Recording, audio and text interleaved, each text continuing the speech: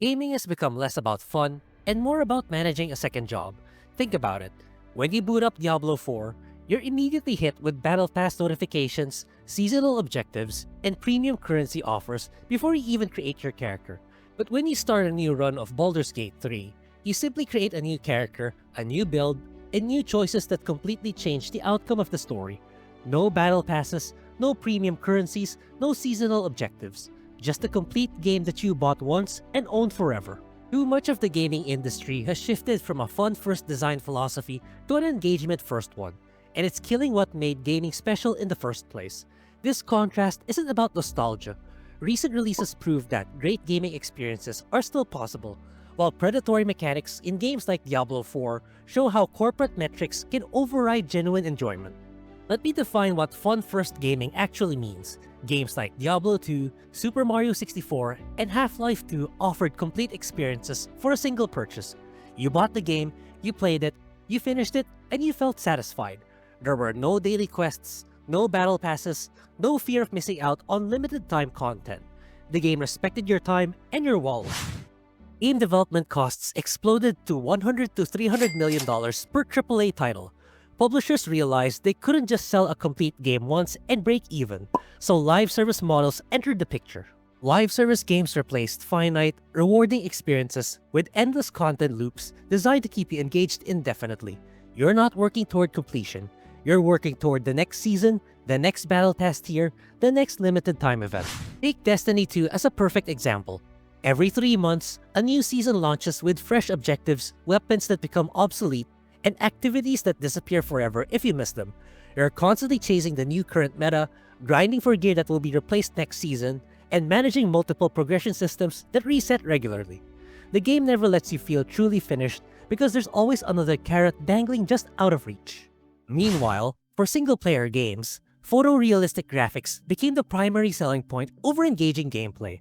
The pursuit of photorealism created a vicious cycle. Development time stretched from 2 to 3 years to 5 to 7 years per game. Teams ballooned from dozens to hundreds of developers, creating realistic hair physics, facial animations, and environmental details requires massive resources that could have been spent on gameplay systems instead. This longer development cycle makes it much harder to achieve profitability. Publishers need games to sell millions of copies just to break even, which pushes them towards safer, more formulaic designs rather than creative risks. Many AAA titles feel more like interactive movies than games.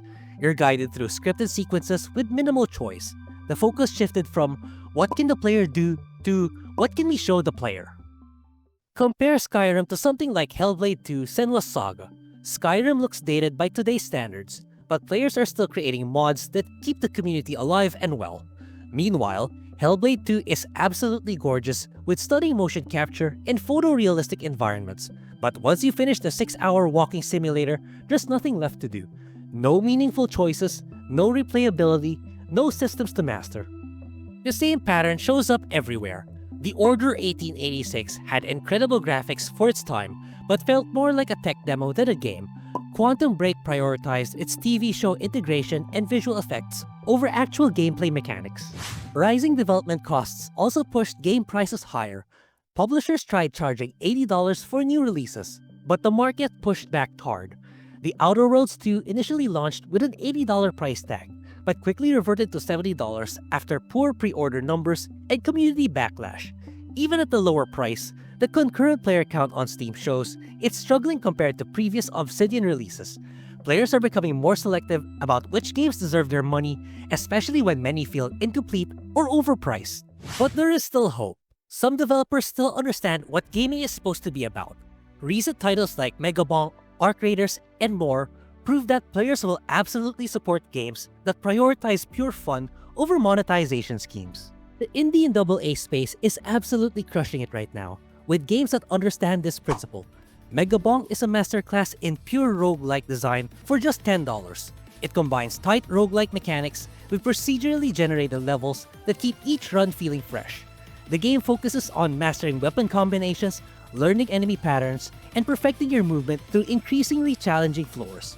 Every death teaches you something new, and every successful run feels earned through skill improvement rather than grinding for premium upgrades.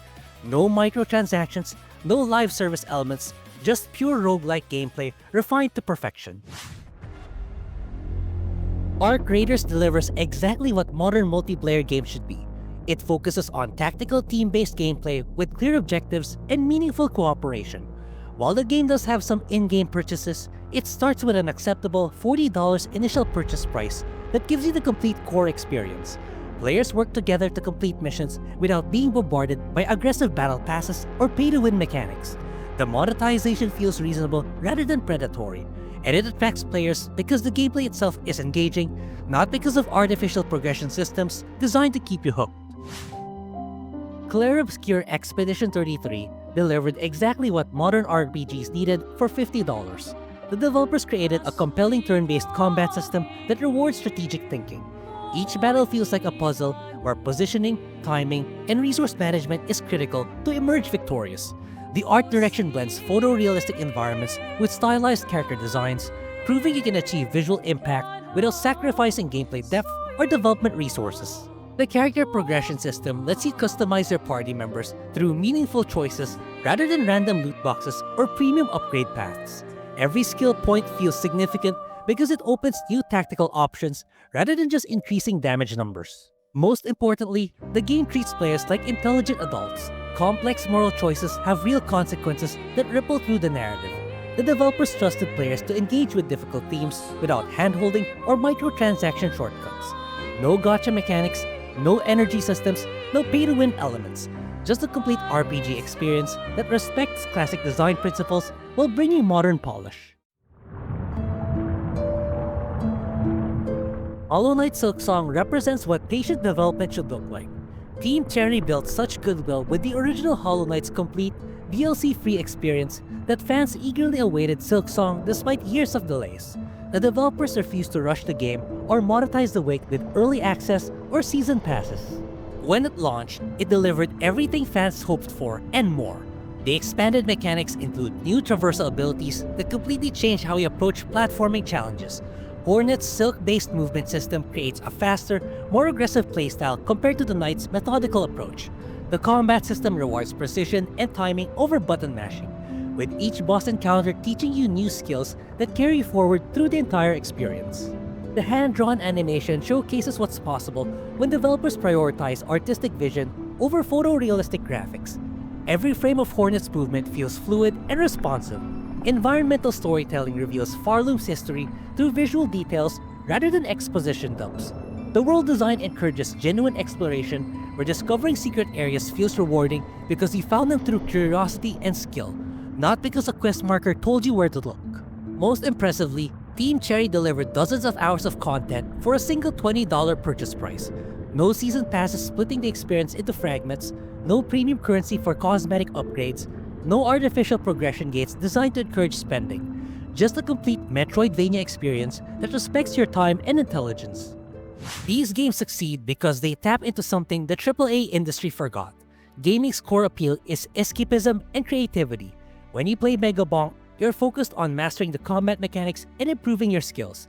When you play Hollow Knight Silksong, you're absorbed in exploring every corner of Farloop and perfecting your combat skills. When you play a complete RPG, you're thinking about your character's story and the choices you want to make. The sales data backs this up. Clair Obscur Expedition 33 sold over 5 million copies, proving that players will absolutely support complete RPG experiences. Hollow Knight Silksong has sold over 6 million copies worldwide, proving that respecting your audience creates lasting success. These successful games share classic gaming principles, complete experiences you can play at your own pace, rewarding meaningful progression, creating genuine discovery instead of artificial progression bars. The market rewards developers who prioritize player satisfaction. Players actively seek games that treat them like human beings rather than walking credit cards. The problem isn't technology, it's priorities. When developers focus on fun experiences over ultra-photorealistic visuals, players respond enthusiastically. When they focus on maximizing revenue per user, players feel manipulated and walk away. Gaming's core purpose should be escapism and fun, not feeding corporate quarterly metrics. Before buying your next game, ask yourself this simple question: does this respect my time and wallet, or is it designed to leverage my FOMO? Vote with your wallets and support developers who prioritize genuine enjoyment over engagement manipulation. And speaking of manipulation, Another permeating issue in gaming is the sabotage of many games through the insertion of woke DEI politics. To know more about it, check out the video you see on screen.